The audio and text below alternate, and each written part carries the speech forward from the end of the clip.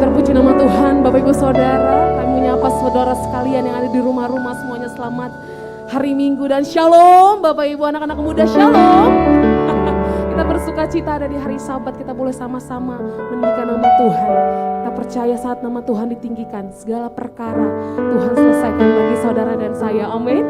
Yang percaya mari kasih tepuk tangan yang meriah buat Tuhan Yesus Bapak Ibu. Haleluya. Kita siapkan hati kita untuk mulai ibadah kita.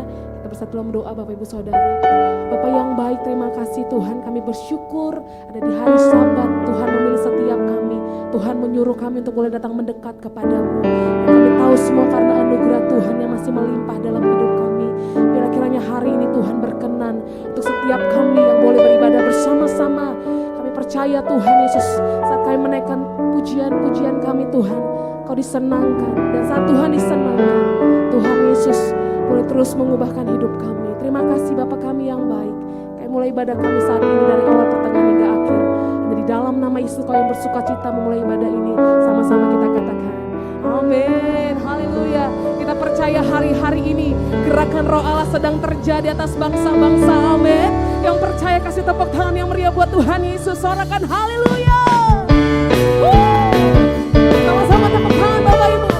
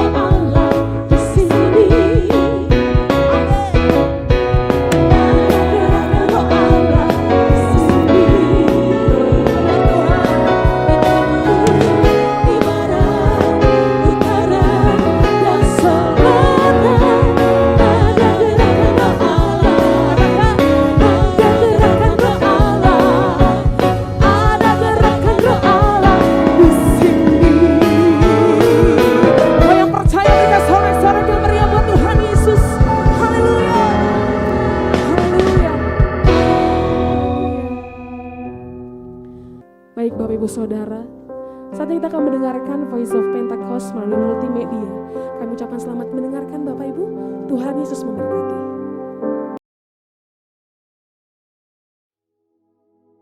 Shalom saudara, banyak orang ingin memiliki kekayaan berlimpah. Namun pertanyaannya, setelah mendapatkan kekayaan, bagaimana menggunakan kekayaan tersebut? Nah, dalam VOP kali ini, kita akan membahas tentang penyalahgunaan kekayaan. Mungkin kita pernah mendengar pertanyaan ini, salah atau dosa nggak sih mengumpulkan uang ataupun harta lalu menjadi kaya? Pertanyaan ini seringkali muncul dalam benak kita sebagai orang percaya, karena kita merasa uang dan harta kekayaan erat kaitannya dengan kehidupan dunia dan bukan bagian dari kehidupan saleh orang Kristen.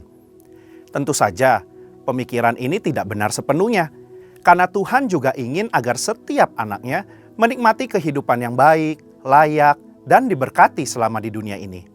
Namun, Dia ingin agar hati kita tidak melekat pada kekayaan itu, dan kita memperoleh serta mempergunakan kekayaan tersebut dengan cara yang benar. Sebagai contoh, setelah kita mendapatkan uang, maka uang tersebut dapat digunakan sebagai alat transaksi untuk memenuhi kebutuhan hidup kita sehari-hari, seperti makan, tempat tinggal, transportasi, dan juga membiayai uang sekolah atau kuliah. Bahkan kita juga bisa memakai uang dan harta kekayaan kita untuk menolong orang lain yang membutuhkan tentunya, dan memuliakan Tuhan. Di mana hari-hari ini pun kita diingatkan untuk memberi dalam kemurahan. Oleh karena itu, mengumpulkan harta tidaklah salah dan bukanlah dosa, selama hati kita tidak melekat pada kekayaan itu. Dan kekayaan itu diperoleh serta digunakan dengan tujuan yang benar, berguna, dan bertanggung jawab. Kita dapat melihat tokoh-tokoh Alkitab seperti Abraham, Ishak, Yakub, Yusuf dari Arimatea, dan Lydia pedagang kain ungu dari Tiatira juga adalah orang-orang yang diberkati dengan kekayaan. Artinya, Tuhan tidak melarang kita menjadi kaya. Namun Alkitab melarang orang percaya memperoleh kekayaan dengan cara yang tidak halal dan menyalahgunakan kekayaan tersebut. Di dalam Yakobus 5 ayat 1-6, Yakobus mengecam orang-orang kaya pada saat itu karena mereka menyalahgunakan kekayaan. Mereka bertindak sewenang-wenang terhadap orang-orang yang bekerja pada mereka dan hanya memperkaya diri tanpa mempedulikan kepentingan orang lain. Kekayaan menjadi tujuan hidup mereka, dan ini merupakan gambaran cinta akan uang, di mana karena seorang ingin kaya, ia menghalalkan segala cara demi memperoleh kekayaan itu dan menggunakannya untuk kepuasan diri. Menurut Yakobus 5 ayat 1-6, ada 3 dosa atau kesalahan yang dilakukan oleh orang-orang yang memiliki kekayaan. Yang pertama, menahan upah. Tindakan menahan upah merupakan tindakan yang tidak seharusnya dilakukan oleh orang yang diberkati Tuhan dengan kekayaan. Dalam Yakobus 5 ayat yang keempat, orang-orang yang kaya tidak membayar upah buruh sebagaimana yang telah disepakati menurut nilai dan waktunya. Orang-orang ini menahan upah dengan cara yang curang. Mereka terus memperkaya diri dengan cara menindas buruh mereka sendiri. Mereka tidak mempedulikan hukum Tuhan tentang orang upahan, dan ini adalah dosa. Yang kedua, menggunakan kekayaan untuk kepuasan daging. Yakobus 5 ayat 5 menggambarkan bagaimana orang-orang yang telah menerima kekayaan menggunakannya untuk hidup mewah, berfoya-foya, serta memuaskan keinginan hati dan daging mereka. Tentu saja, ini bukanlah tujuan yang dikehendaki oleh Tuhan dan merupakan suatu dosa. Sekalipun kekayaan itu diperoleh dengan cara halal, kita tidak boleh menggunakannya untuk kepuasan diri sendiri. Di sini, Yakobus tidak melarang orang percaya menjadi kaya karena berkat Tuhan. Tetapi kekayaan yang berlimpah itu harus digunakan untuk rencana dan kehendak Tuhan serta memuliakan Tuhan. 3. Menguasai pengadilan. Yakobus 5 ayat 6 memberikan gambaran bagaimana orang-orang yang dengan kekayaan mereka ikut mengadili, menghukum, dan bahkan membunuh orang benar yang tidak dapat melawan. Pengadilan pada masa Yakobus dikuasai oleh orang-orang yang dengan kekayaannya menyuap para hakim dalam memberi putusan. Para buruh yang benar tetapi miskin dikalahkan dengan putusan yang tidak adil dan mereka tidak dapat melawan kembali.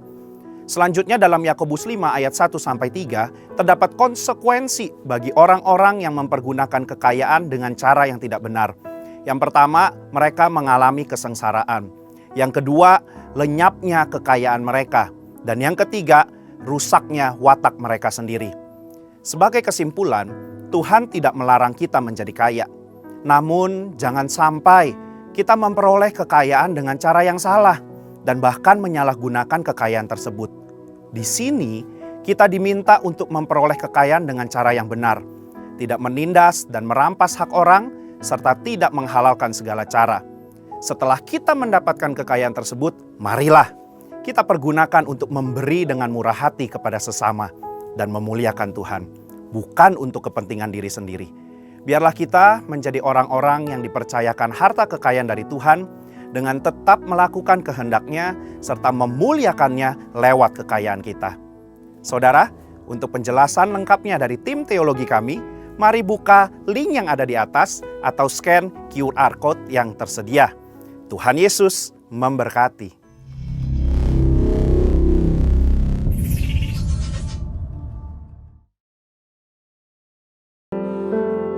Siapkan hati kita untuk saat ini masuk dalam hadirat Tuhan.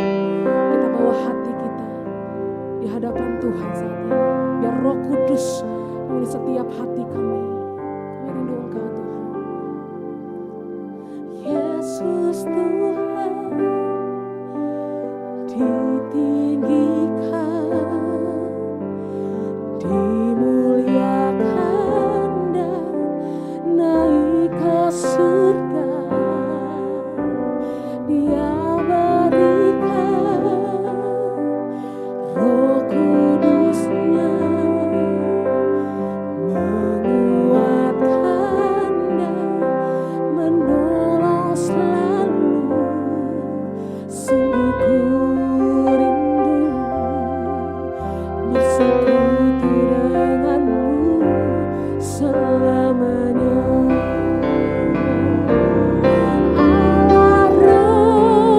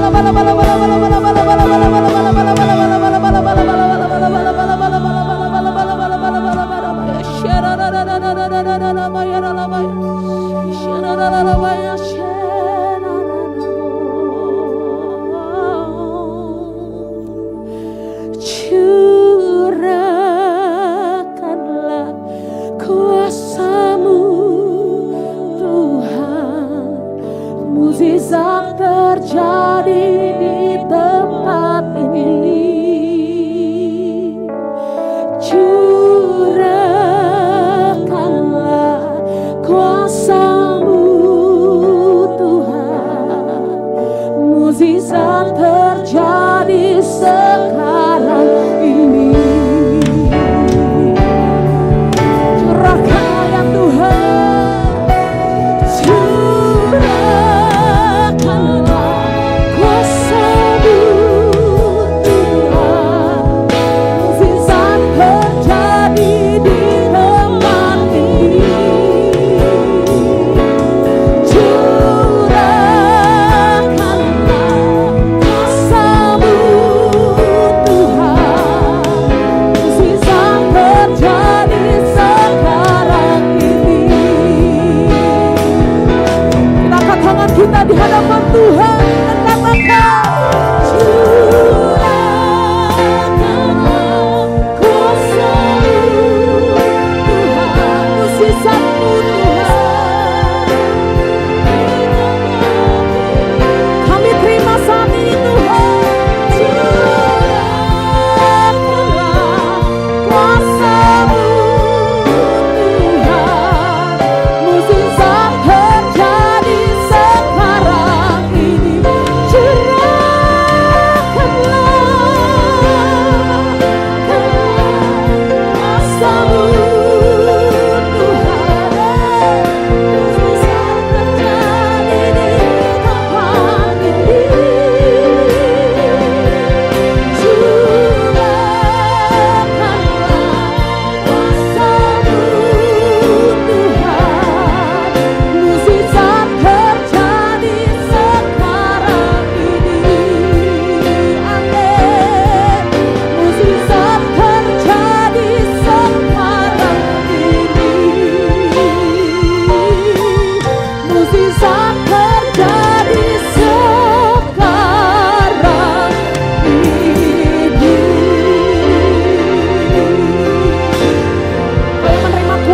Kudus, kasih tepuk tangan yang meriah buat Tuhan Yesus.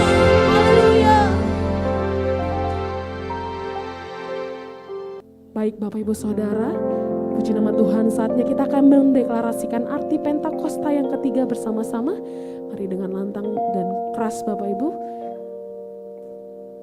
Pentakosta ketiga.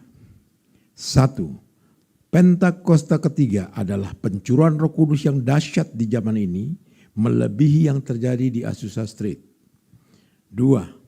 Pentakosta ketiga akan mengakibatkan penuaian jiwa yang terbesar dan yang terakhir sebelum Tuhan Yesus datang kembali.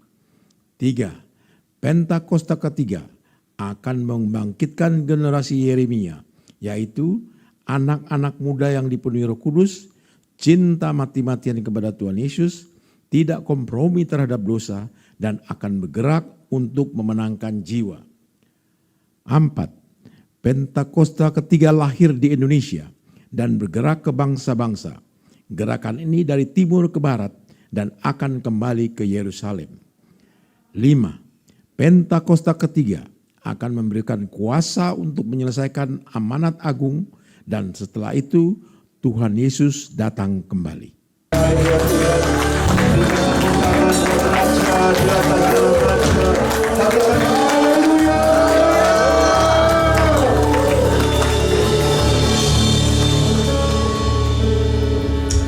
Syama Kuriada Sikiti Rama Korea Labaya Raba Syama Taraba Kiria Maka Sikiti Nama Korea Laba Syakana Ore Laba Syama Kima Kiria Basyaka Taraba Korea Labaya Raba Syakana Mama Ore Basyikiri Nasyaka. Engkau berjanji selalu menyertai kami ya Tuhan. Engkau berjanji tidak pernah meninggalkan kami. Kami pegang janji-Mu ya Tuhan, karena kami tahu Engkau tidak pernah melupakan setiap kata daripada janji-Mu. Terima kasih Tuhan Yesus, terima kasih. Kami ada sampai hari ini semua karena cinta Tuhan kepada kami. Kami ada sampai hari ini semua karena kasih-Mu yang begitu besar, yang melebihi segala sesuatu ya Tuhan. Terima kasih buat pagi siang hari ini Tuhan. Terima kasih Bapa, terima kasih. Di dalam nama Tuhan Yesus, haleluya. Mari bersama-sama kita katakan amin. Sekali lagi beri tepuk tangan buat Allah kita yang berhasil katakan haleluya. Oke, silakan duduk. Tuhan Yesus memberkati saudara. Shalom saudara. Shalom.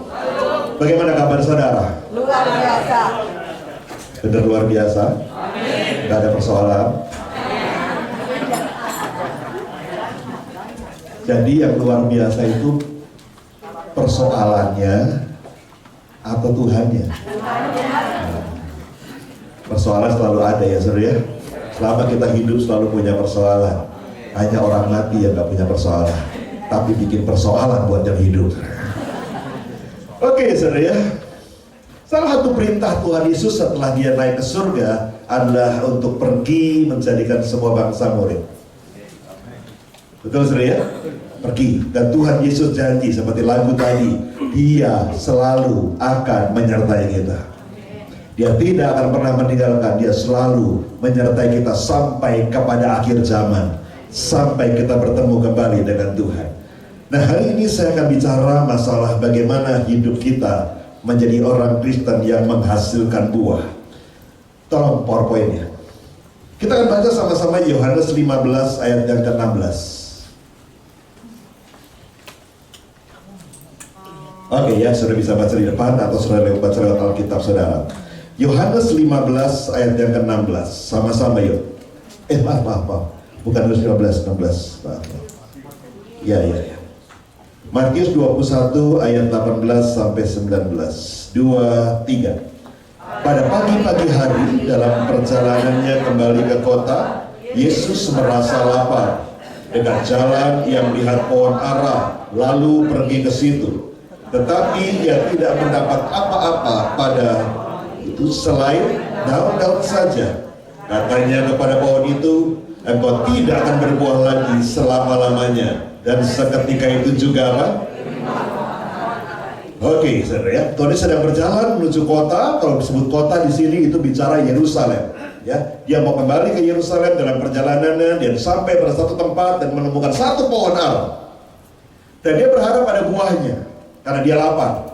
Dan waktu dia hampiri pohon ara itu, Alkitab mencatat tidak ada buahnya selain daunnya saja. Nah, kota di mana Tuhan Yesus menemukan pohon ara itu, kota itu namanya kota Betfage. Kota Betfage itu artinya kota pohon ara.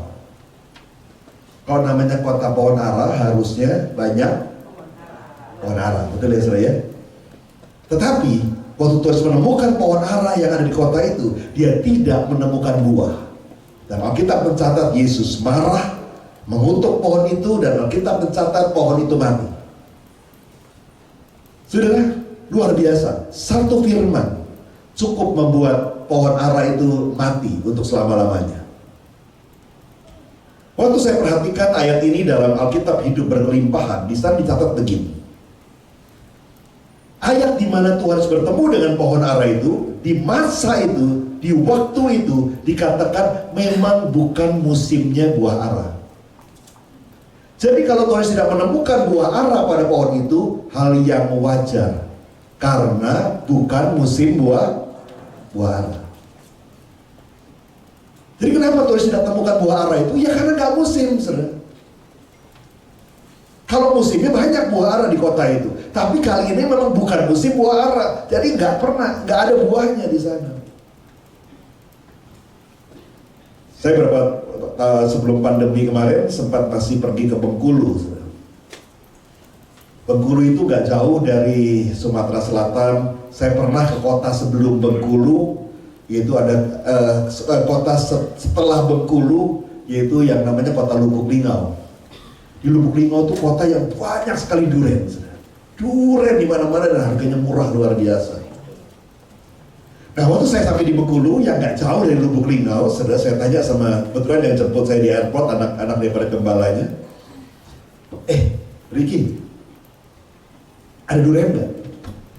Wah Pak, nggak musim. Kalau Bapak datang bulan lalu banyak Pak. Kalau sekarang lagi nggak musim, jadi nggak ada durian. Besok pagi ya setelah ibadah, saya ditemenin oleh gembala di tempat itu untuk makan siang. Lalu sambil jalan-jalan saya tanya, Pak, kemarin nyari durian nggak ada, rupanya lagi nggak musim ya. Oh, tenang Pak, kita cari nanti Pak. Harus ada. Dia cari keliling-keliling kota, keliling-keliling tempat-tempat yang biasanya tempat orang jual durian mangkal, saudara, nggak ada. Mau pulang ke hotel, ketemu satu. Tapi tunggu dulu Pak, saya yang turun. Dia turun, dia berada di mobil, nggak enak Pak. Duriannya nggak enak. Kata abangnya memang dulu sudah nggak musim lagi. Jadi yang ada pun durian nggak enak, jangan dimakan percuma. Nanti nyesel makannya. Kenapa sudah nggak ada durian? Karena nggak musim. Kalau musim di Bengkulu itu durian di mana-mana, saudara. Sampai masakan pun pakai durian, saudara. Sambal pun pakai durian, karena terlalu banyak durian di sana. Nah, kali ini Tuhan Yesus sedang mengharapkan ada buah dari pohon ara, tapi Alkitab mencatat dia tidak temukan buahnya. Karena apa? Karena nggak musim. Tetapi pertanyaannya adalah begini, kalau emang itu nggak musim, kenapa Tuhan Yesus marah? Loh, masa Tuhan Yesus nggak tahu sih kalau itu nggak musim? Kenapa mesti marah-marah? Dan mengutuk pohon itu dan pohon itu mati. Saudara. Saya baca terus lagi di Alkitab Hidup Berkelimpahan dikatakan begini. Yang namanya pohon ara, sekalipun tidak musim, harusnya tetap menghasilkan buah. Walaupun buahnya sedikit. Walaupun buahnya kecil-kecil, tetap ada buahnya. Sekalipun tidak musim. Tapi masalahnya pohon ara ini dikutuk sama Tuhan Yesus, tidak ada buahnya sama sekali. Saudara, saya dapatkan ayat ini waktu pandemi kemarin, saudara. Dan Tuhan ngomong begini, aku gak peduli ini musim apa. Aku gak peduli ini musim pandemi. Aku gak peduli ini musim krisis. Aku gak peduli ini musim sepi. Aku gak peduli ini musim sulit. Aku gak peduli ini musim politik. Ini musim krisis, goncangan dan lain sebagainya. Aku gak peduli. Aku adalah Tuhan di atas segala musim. Dan aku mau katakan, Tuhan berkata begini, di musim apapun hidupmu, engkau tetap harus menghasilkan buah.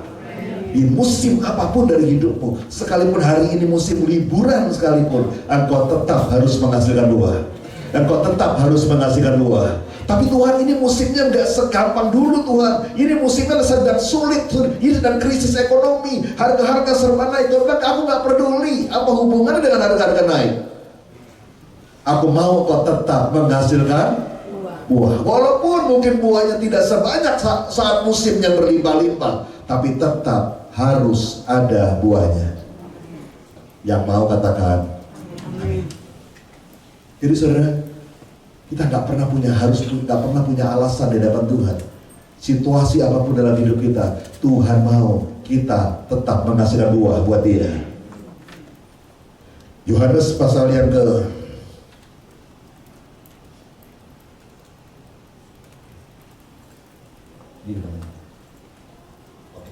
Yohanes 15 ayat 16 katakan begini saya. Sama-sama kita baca 2, 3. Bukan kamu yang memilih aku, tapi akulah yang memilih kamu, dan aku telah menetapkan kamu supaya apa? Pergi dan menghasilkan buah, dan buahmu itu tetap, supaya apa yang kau minta dalam namaku diberikan kepadamu. Tuhan, aku yang perintahkan engkau untuk pergi dan menghasilkan, dan buahmu itu tetap. Nah, hari ini ada 2 buah yang akan kita belajar bersama-sama untuk dihasilkan. Buah yang pertama itu namanya, kita tolong saja deh, nggak bisa dulu. Menghasilkan pertama adalah menghasilkan buah jiwa-jiwa. Ada 2 cara kita bisa menghasilkan buah jiwa-jiwa. Yang pertama, dengan menjadi surat yang terbuka. Apa arti surat yang terbuka? Saya pernah mendengar seorang hamba Tuhan berkata begini, saya. Di gereja banyak anak Tuhan baca Alkitab, mendengarkan khotbah, mendengarkan berita keselamatan daripada Tuhan Yesus. Tapi di luar sana banyak orang yang tidak pernah baca Alkitab. Banyak orang yang tidak pernah kenal siapa itu Yesus. Oleh sebab itu hamba Tuhan berkata begini, aku mau para hamba-hamba Tuhan, engkau di gereja yang baca Alkitab, engkau yang tiap hari baca Alkitab, pergilah keluar sana.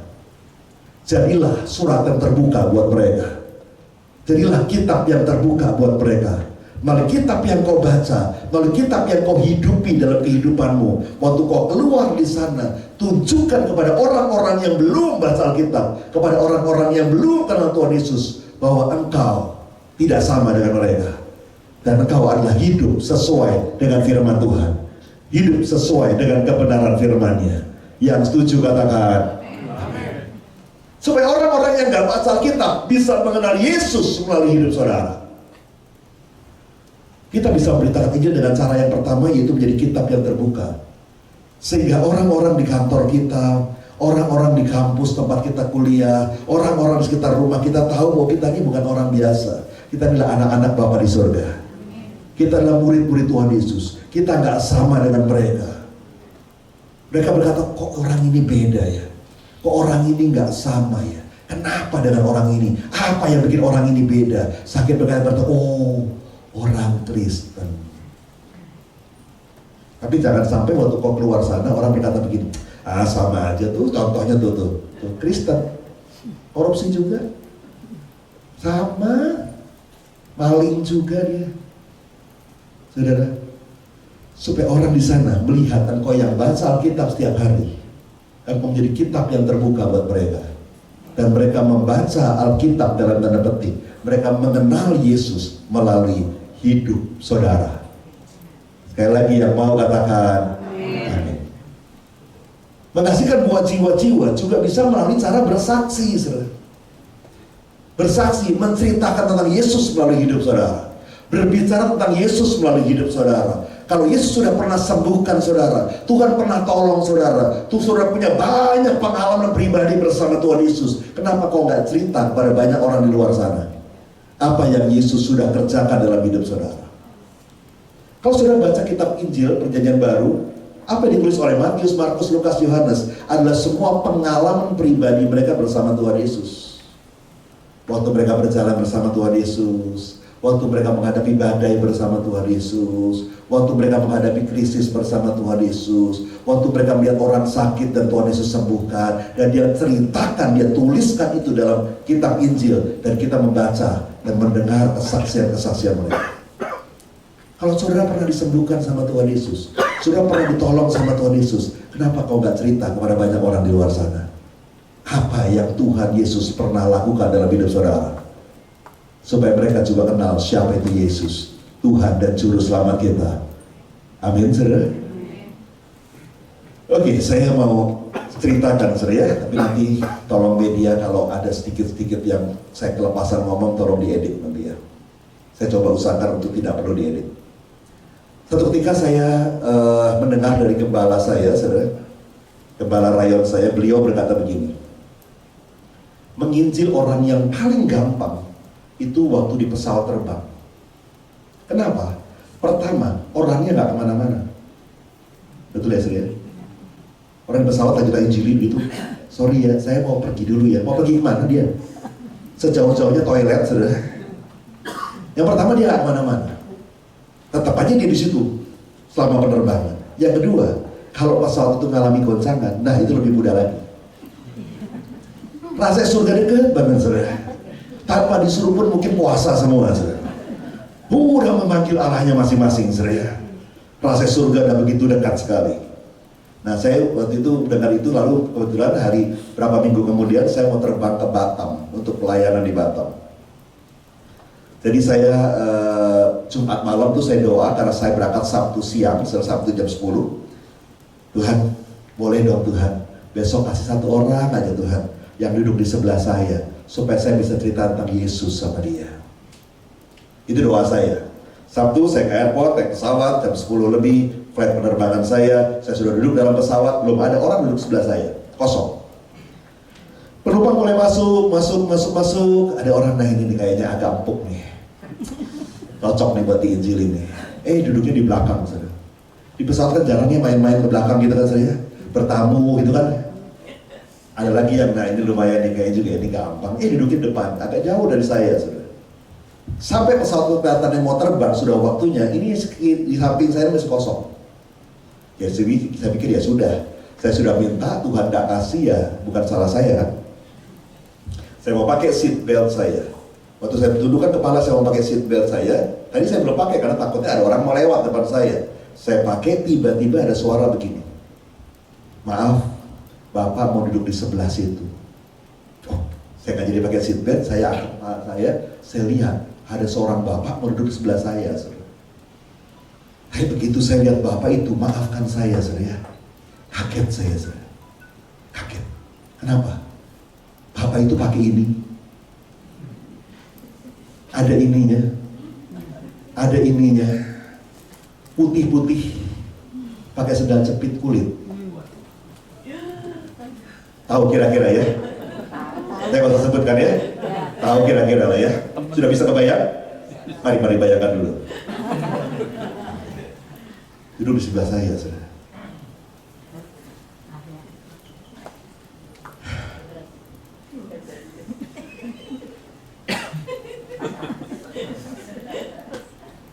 Saya bilang, Tuhan, gak gini-gini amat kali.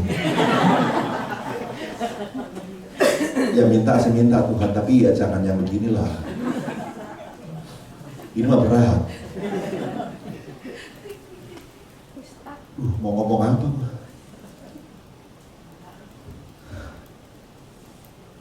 Saya pakai seatbelt saya sambil bilang, lu sih minta tadi malam. Nyesel kan lu sekarang minta, sok-sokan lu minta. Kasihnya begini. Tahu gitu gak minta gua. Sekarang kan serba salah, saudara. Mau ngomong salah, gak ngomong salah. Mau ngomong gak tahu ngomong apa, gak ngomong juga gimana. Saya ngeliatin, aduh. Mau mulai dari mana coba? Itu blank semua, saudara. Lalu pramugari bagikan kami roti, pesawat mulai terbang. Saya karena puasa Sabtu, saya taruh roti depan meja saya.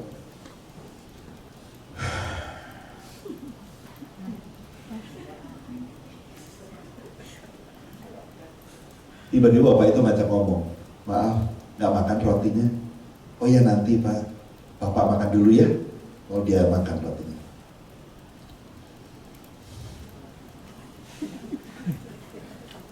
Saya nggak tahu mau mulai dari mana, jujur, saudara. Nggak tahu, blank. Itu Bapak itu ngajak ngomong lagi. Maaf, adik ini, saya panggil saya adik. Adik ini orang Batam atau orang Jakarta? Oh orang Jakarta Pak, mau ke Batam. Oh, maaf lagi ya Dek. Ke Batam ada urusan apa ya? Keluarga, liburan, atau pekerjaan? Saya bilang, pekerjaan Pak. Terus dia ngomong, habis makan roti berapa menit kemudian ngomong lagi, maaf lagi ya Dek ya, Bapak ini suka pengen tahu kalau urusan pekerjaan agak aneh ya Dek ya, kalau berangkatnya Sabtu siang, karena kan kantor-kantor di Batam semua Sabtu Minggu tutup. Orang kalau urusan kerja tuh biasanya berangkatnya Minggu sore atau Senin pagi. Kok adik ini berangkatnya Sabtu ya? Tiba-tiba ketelapasan ngomong saya, iya Pak, urusan kerjaan dari gereja. Udah saya tahan-tahan ngomong lagi, lo terus gereja loh. Aduh, ketahuan deh. Tiba-tiba Bapak itu diem, berhenti, taruh tuh roti, nggak terusin makan roti, taruh itu roti, mukanya berubah, lalu dia lap itu tangannya, dan dia berkata, dalam doanya dia, Tuhan berkati aku luar biasa, boleh duduk sebelah pendeta. Tahu Pak Pendeta, salaman dulu Pak Pendeta. Aduh, belum pernah saya salaman sama pendeta. Seumur-umur baru ini salaman sama pendeta. Saya salaman, saudara. Lalu dia bilang gini, ayo dong Pak Pendeta, masih 1 jam nih terbang nih, cerita dong tentang Isa. Saya pernah baca kitabnya, tapi kalau Pak Pendeta yang cerita sendiri kan lebih afdol. lebih ngerti saya. Sejam berikutnya kami ngobrol, saudara. Saudara, seringkali kita tutup mulut kita takut bercerita tentang Yesus, betul ya? Takut kita hanya jongkok kandang di gereja, haleluya, di luar Kristen ya. Padahal di luar sana ada banyak orang ingin dengar tentang Yesus. Ada banyak orang butuh dengar tentang Yesus. Ada banyak orang rindu dengar tentang Yesus. Yang mengerti katakan amin. Mari buka mulutmu, sebutkan nama Yesus di luar sana, supaya namanya dipermuliakan dan jiwa-jiwa dimenangkan buat nama Tuhan Yesus. Yang setuju katakan amin. Buah yang kedua, saudara. Buah yang kedua adalah disebut buah Roh Kudus. Saudara, dulu waktu saya sekolah minggu, saya diajar untuk menghafal buah Roh Kudus. Buah Roh Kudus adalah kasih, sukacita, damai sejahtera, kesabaran, kemurahan, kebaikan, kesetiaan, kelemah lembutan, penguasaan diri. Tapi saya mau bilang buat saudara, ini bukan sekolah minggu kan? Itu di sekolah minggu. Menghafal buah Roh Kudus tidak membuat saudara penuh Roh Kudus. Menghafal buah Roh Kudus tidak membuat saudara menghasilkan buah Roh Kudus dari hidup saudara. Menghafal sebuah Roh Kudus hanya membuat saudara dapat permen di sekolah minggu, tidak membuat engkau menghasilkan buah Roh Kudus. Buah Roh Kudus itu dihasilkan dari keintiman melekat kepada pokok anggur. Keintiman hubunganmu sama Tuhan, keintiman hubunganmu sama Roh Kudus. Waktu kau intim lekat sama pokok anggur itu, tanpa kau sadari, tiba-tiba dari hidupmu dihasilkan buah-buah Roh Kudus. Buah Roh Kudus tidak bisa dihasilkan dengan rekayasa, saudara. Dibuat-buat, sabar, sabar. Itu cuma bom waktu, saudara. Berapa lama saudara kuat tahan-tahan? Satu ketika akan meledak. Buah Roh Kudus gak bisa dibuat dengan cara seperti itu. Buah Roh Kudus hanya bisa dihasilkan waktu engkau punya hubungan yang intim, melekat kepada pokok anggur. Yang mengerti katakan amin. Waktu kau bergaul sama Roh Kudus, waktu kau bergaul sama Tuhan Yesus, dalam pujian penyembahanmu, dalam doa-doamu, dalam firmanmu, terus kau bergaul, tanpa kau sadar. Buah Roh Kudus itu muncul dari hidup saudara. Dan waktu buah Roh Kudus itu muncul dari hidup saudara, siapa yang paling menikmati lebih dulu adalah orang-orang yang dekat dengan saudara. Satu ketika saya diundang untuk melayani sebuah diklat di rayon Bogor, saudara. Saya nggak tahu, saya salahnya juga saya nggak tanya pesertanya siapa dan lain sebagainya. Sampai sana saya kaget, karena semua leaders, orang yang saya kenal juga, sudah orang-orang senior semua. Saya bilang sama yang undang, lu gak bilang-bilang dulu. Ini kan pemimpin semua ini, gembala-gembala, ketua departemen. Ya Pak, soalnya kalau dibilang-bilang kadang-kadang gak mau datang Pak. Yang ngajar gak mau, risih karena teman sendiri. Ya ini juga teman saya sendiri, gak enak saya ngajarnya. Udahlah Pak, udah lanjut sini kan jauh Bapak dari Tangerang. Ya masa mau pulang lagi saudara. Nah, di sela-sela sesi pertama, sesi kedua, ada break 15 menit, lalu sementara ada ke toilet, ada yang bikin teh dan lain sebagainya. Saya tanya sama mereka yang hadir, Bapak Ibu pernah khotbah dong? Mereka mantut-mantut. Kan pemimpin semua, pasti pernah khotbah. Nah, saya mau tanya, khotbah yang paling susah yang Bapak Ibu pernah alami, itu khotbah di mana dan khotbah apa? Kalau saya, dibilang, saya khotbah yang paling susah seumur hidup saya, cuma sekali-kalinya mesti khotbah depan Pak Niko. Stres, blank, gak tau mau ngomong apa. Saya datengin Pak Niko, Pak, Bapak yang khotbah ya Pak. Enggak, kamu aja. Aduh, mau ngomong apa, saudara? Dikasih waktu setengah jam, 15 menit sudah selesai saya, saudara. Gak tahu lagi mau ngomong apa. Rasanya tiap ngomong takut salah. Walaupun Pak Niko baik-baik aja duduk paling belakang, cuma begini manggut-manggut. Tetap aja makin manggut-manggut, makin dok. Para sebelahnya Pak Niko udah gue ermin lah. Sebelah Ibu Erin ada Billy lagi. Sebelahnya Billy ada Milka lagi. Sebelah Milka ada Pada Dito Biwa lagi. Sebelah Pada Dito Biwa ada Bulohan lagi. Lengkap itu semua ngototin. Saudara, blank saudara. Nah, lalu dia jawab, Pak, khotbah kematian Pak paling susah Pak. Kenapa? Saya bilang, iya Pak, kita khotbah sampai berbusa-busa Pak.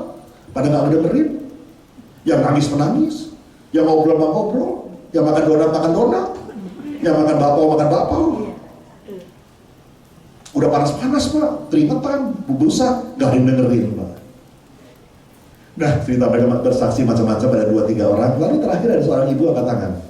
Pak, ya Bu, saya sih gak pernah khotbah Pak. Suami saya yang suka khotbah. Tapi kalau menurut saya Pak, khotbah yang paling susah itu kalau khotbah depan keluarga Pak. Kenapa tuh Bu? Iya dong Pak. Kalau depan keluarga itu susah Pak. Mau ngomong apa dia? Kita tahu semua Pak. Sampai jeroan-jeroannya kita tahu Pak. Luar dalam kita tahu Pak. Orang lain bisa dibohongin, kita keluarganya nggak bisa dibohongin Pak. Kita tahu Pak. Saya pikir-pikir, ya benar juga ya Saudara. Depan keluarga repot Saudara. Kita nggak bisa pakai topeng. Sudah saudara dikasih Tuhan. Jadi orang Kristen harus sabar. Keluarganya sabar. Sabar nenek moyang lo sabar. Dari Hongkong lo sabar. Tadi berangkat dari Jajah marah-marah. Sabar. Orang lain lu bohongin sabar. Nih keluarganya nih.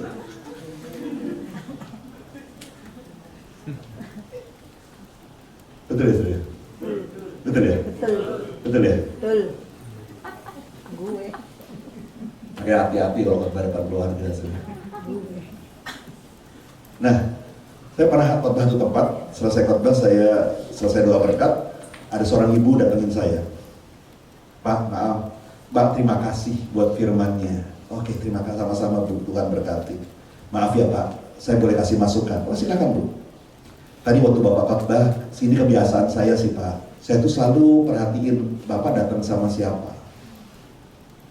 Tadi Bapak datang sama ibu dan anak Bapak. Jadi saya 5 menit pertama Bapak khotbah, saya tidak perhatiin Bapak. Saya perhatiin ibu dan anak Bapak. Oh iya? Kenapa? Iya Pak, saya perhatiin mereka berdua Pak. Kalau mereka mendengarkan khotbah dengan semangat, dengan serius, saya bilang ini khotbah benar nih, saya juga mesti serius. Tapi kalau mereka dengarkan khotbah dengan males-malesan, ngantuk, saya juga males dengarnya Pak. Pasti khotbahnya omong kosong Pak. Nah kalau istri saya ikut, saya bilang semangat. Semangat. Biarpun gak semangat, pura-pura semangat. Loh saya pernah Saudara nemenin seorang hamba Tuhan, suami istri datang. Ini beneran kejadian, saya gak mau sebut nama lah. Gak enak Saudara ya. Suaminya khotbah. Suaminya kalau khotbah agak lucu gitu. Cuma pada tepuk tangan, istri bilang, mau tepuk tangan, istri bilang, jangan ditepukin. Itu suaminya ngelucu gitu, Saudara, bikin ilustrasi yang lucu. Jangan ketawa. Nah saya nggak di sebelahnya nggak boleh tepuk tangan, nggak boleh ketawa sih. Tiap kali diamin aja. Jangan diketawain, jangan ditepukin tangan, jangan. Kira-kira tahu kenapa ya Saudara? Ini istrinya yang ngomong Saudara, yang ngelarang saya. Saya bilang, ada apa dengan 2 suami istri ini? Saudara, kalau kita menghasilkan buah roh, orang yang paling pertama menikmati bukan orang yang jauh dengan kita. Bukan orang yang jarang ketemu sama kita, tapi orang yang tiap hari ketemu sama kita. Orang yang dekat sama kita, mereka yang mengalami perubahan itu. Saya pernah mengajar kelas kom di Kelapa Gading, saudara. 2 sesi, ada break, ada seorang bapak nemuin saya, Pak, boleh sambil istirahat, sambil ngobrol sebentar, boleh Pak? Oh silakan. Pak, saya ini bukan orang Kristen, saya ini orang Buddha. Oh iya? Ngapain Bapak ikut kom? Nyasar? Enggak Pak, saya cuma ingin tahu, karena istri saya ikut kelas ini angkatan sebelum ini.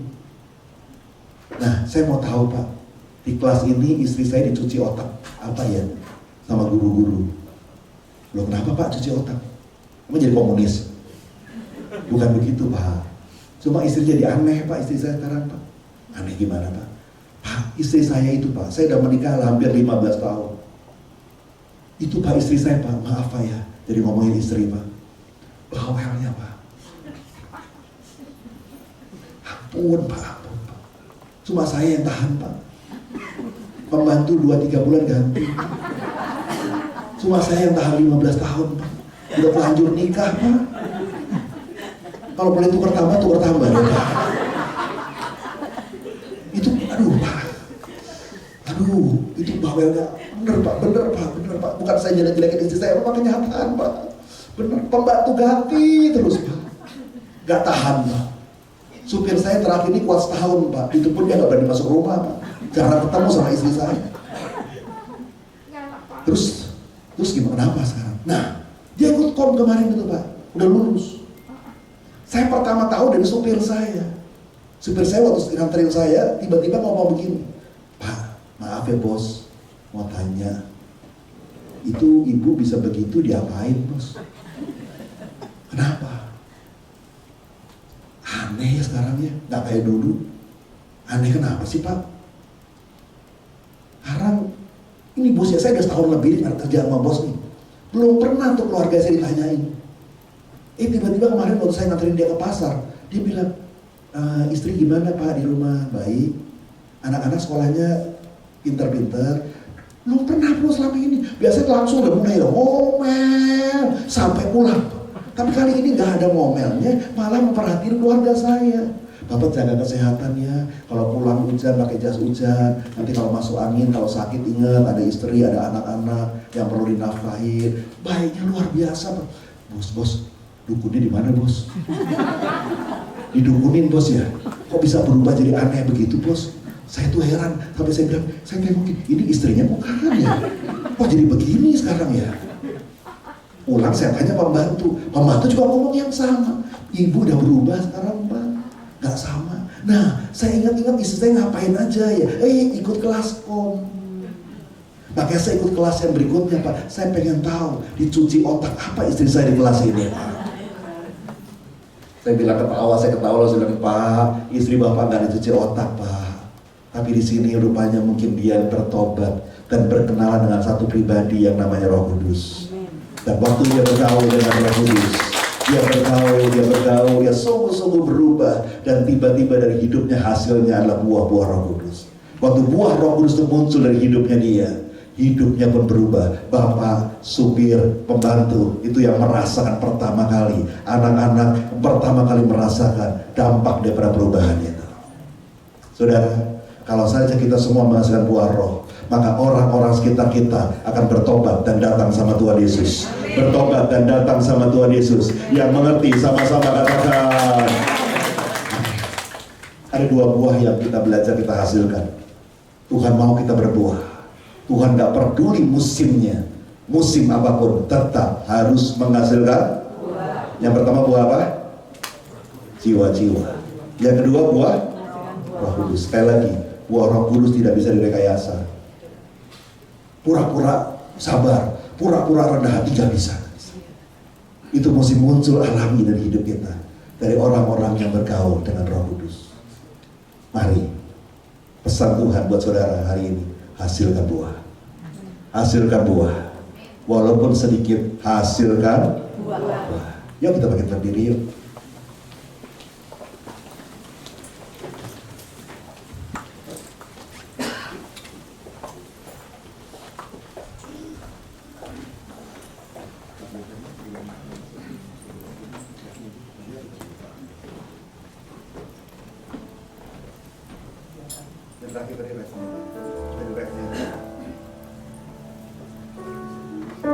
Ada kenaikan pujian ini sekali lagi.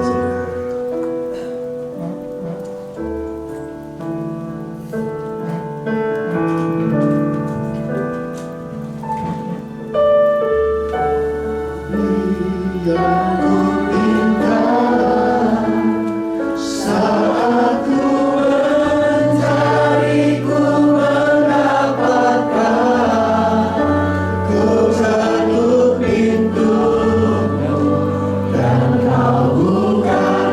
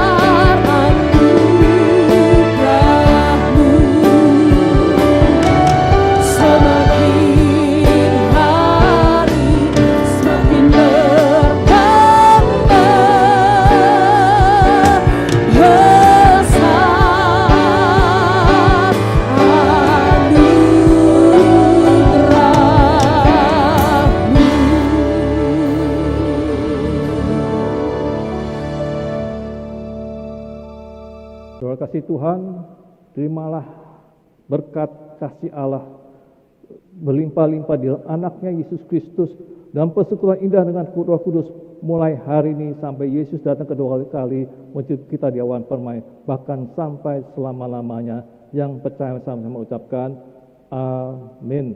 Tuhan.